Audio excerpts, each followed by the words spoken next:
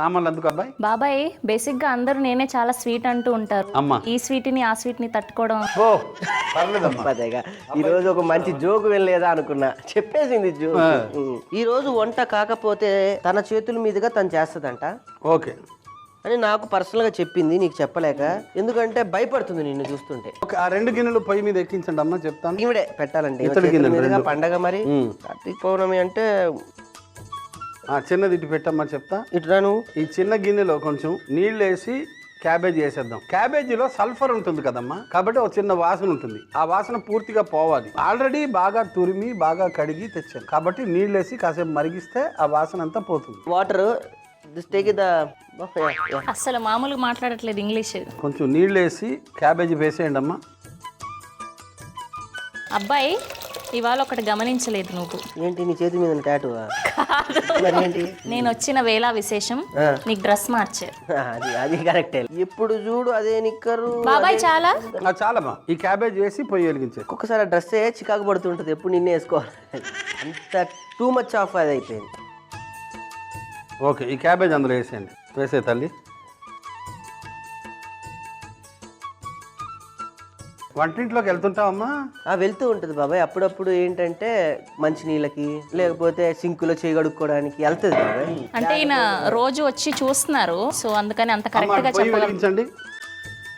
మీకు బాగా ఇష్టంగా మీరు బాగా స్ట్రాంగ్గా కాన్ఫిడెంట్గా చేసేది ఏంటి చెప్పండి? ఇది బియ్యం కొంచెం వేయించండి అమ్మా.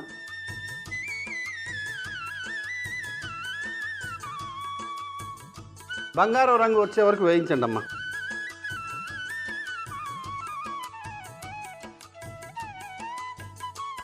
బాబాయ్ నా అంత కలర్ కాకపోయినా బానే వచ్చింది. పళ్ళెంలోకి తీసేయమ్మా బియ్యం. గోల్డ్ కలర్ అంటే నిజం చెప్పాలంటే మీరే ఈరోజు ఇక్కడ కలగా వెలిగిపోతున్న గోల్డ్. దీన్ని ఏం చేయాలంటే పళ్ళెంలో తీసేయమ్మా.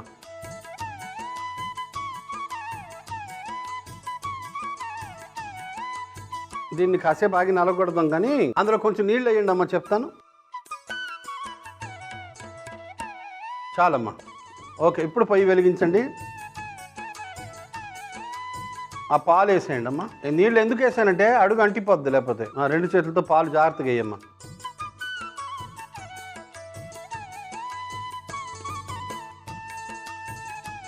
ఆ చిన్న పత్రం అందుకో అబ్బాయి.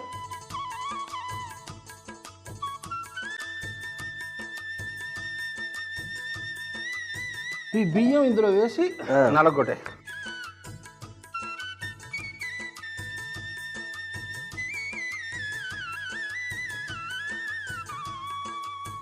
వేసాయి ఆ బియ్యంలో. పాలల్లో వేయించిన బియ్యం వేసాం.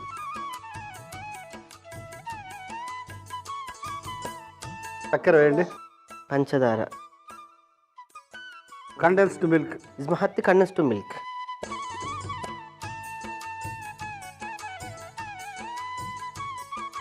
నెక్స్ట్ జీడిపప్పు, బాదం పప్పు, యాలకుల పొడి, కుంకుమ పువ్వు. ఇప్పుడు ఆ క్యాబేజీ వేసేయండి. జాలి గరిటె తీసుకో. అక్కడ జాలిది అది ఉంటుంది చూడమ్మా, జాలిగా చూస్తుంది మనల్ని.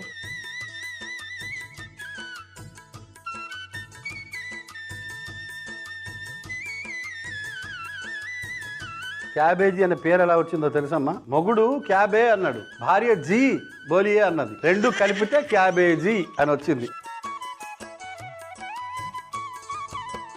ఇది బాబాయ్ అలా ఉడుకుతూ ఉంటుంది, కాసేపు పడుతుంది. అది 15-20 నిమిషాలు అది మరగనివ్వండి. అది ఇటు పెట్టండి. అమ్మ నీ చేతుల మీద వేరే గిన్నెలోకి మార్చాలంటాం. ఇలాంటిది ఒకటి ఉంటుంది ఇక్కడ ఆనవాయితీ.